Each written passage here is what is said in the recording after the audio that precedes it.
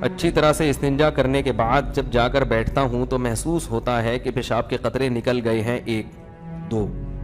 تو حضرت ایسے میں کوئی کوما تو لگا دیا کریں جہاں لگانا ہوتا ہے. حضرت ایسے میں ناپاکی ہو جاتی ہے یا نہیں، جبکہ یہ میرے ہاتھ میں نہیں ہے؟ اس سے بھی عذاب قبر ہوتا ہے؟ ہوتا تو ہاتھ میں ہی ہے بھائی. اچھا خیر، وہ ایک دیہاتی آدمی روڈ پہ کھڑا ہوا پیشاب کر رہا تھا. پولیس نے کہا یہاں، کسی نے آ کے کہا یہاں پولیس نہیں پکڑتی. اس نے کہا خود ہی پکڑنا پڑتا ہے. پولیس کیوں پکڑے گی بھائی؟ جو سمجھدار ہیں سمجھ گئے ہیں. اچھا وہ سمجھا کہ چلو چھوڑے.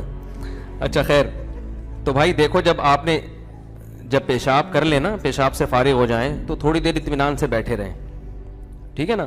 جب اطمینان ہو جائے کہ اب مزید خطرہ نکلنا بند ہو گیا تو پانی ڈالیں اور پتلی گلی سے نکل لیں. دوبارہ اسٹڈی کرنے کی، مطالعہ کرنے کی چندہ ضرورت نہیں ہے، بالکل. وہم ہو، شک ہو، اس سے وضو نہیں ٹوٹے گا. بلکہ شک دور کرنے کا جو سنت طریقہ ہے وہ یہ کہ اپنے ازار پہ تھوڑا سا پانی کی چھینٹیں مار دیں شلوار پہ، تاکہ اگر تراوٹ نظر آئے، شیطان وسوسے میں ڈالے کہ یہ تو گیلا گیلا، تو آپ خود بولو بھائی یہ تو میں نے خود ترک کیا ہے. تو یہ وسوسہ دور کرنے کا اچھا طریقہ ہے. تو ایک دفعہ جب اطمینان ہو گیا تو اب جب تک 100% یقین نہیں ہوگا قطرہ نکلنے کا، اس وقت تک وضو نہیں ٹوٹے گا. اتنا یقین ہو جائے کہ آپ قسم اٹھا کے کہہ سکیں کہ میرا قطرہ نکلا ہے یا ہوا خارج ہوئی ہے، قسم اٹھا کے کہہ سکیں آپ. بعض دفعہ وہمی لوگ ہوتے ہیں نا، میں ان سے کہتا ہوں کہ تم قسم اٹھا سکتے ہو کہ قطرہ نکلا ہے؟ کہہ رہے بس سوچ کے بتاؤں گا کہ قسم اٹھا سکتا ہوں کہ نہیں. اس پہ بھی کنفیوز ہوتا ہے کہ قسم اٹھا سکتا ہوں کہ نہیں.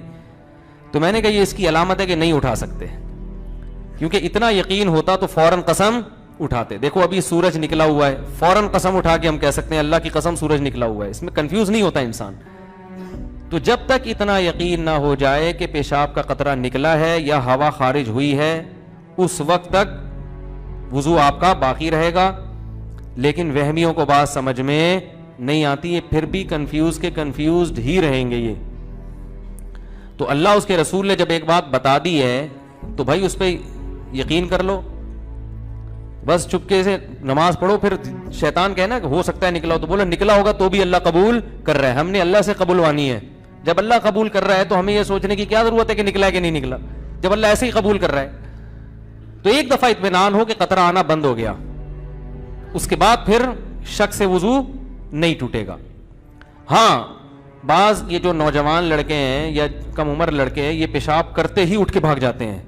تو پیشاب کرنے کے کچھ وقت تک تو بہرحال تری نکلتی ہے، تو ایک دم سے بھاگ گئے تو اس سے شلوار بھی ناپاک ہوگی، وہ جگہ بھی ناپاک ہو جائے گی.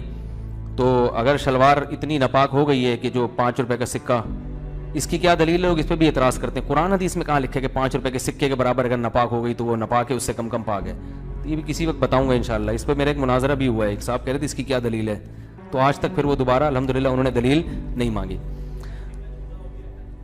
5 کا سکہ جو چھوٹا ہو گیا، صحیح کہہ رہے ہیں بھائی، وہ پرانا والا سکہ رائج الوقت نہیں، پرانا سکہ جو ہتھیلی کی گہرائی کے برابر ہے. صحیح کیا آپ نے، اچھا ہوا لقمہ دے دیا آپ نے. جو پرانا والا سکہ تھا جو ہتھیلی کی گہرائی کے برابر ہوتا ہے نا، وہ سکہ، تو اس سے کم اگر نجاست لگی ہو تو وہ کیا ہے، کپڑے پاک رہیں گے. سمجھ میں آ رہی ہے بات؟ تو فوراً پیشاب کرتے ہی اٹھ کے بھاگ جانا ٹھیک نہیں ہے. پیشاب کرنے کے بعد تھوڑی دیر بیٹھیں، اطمینان کر لیں کہ اب تری آنا ختم ہو گئی ہے، تو بس اٹھ کے چلے جائیں. تو اور ختم ہو جاتی ہے تھوڑی دیر میں. اور اگر غور فکر میں لگے رہیں گے نا وہاں بیٹھ کے، تو قیامت تک ختم نہیں ہوگی. یہ بتا دوں میں،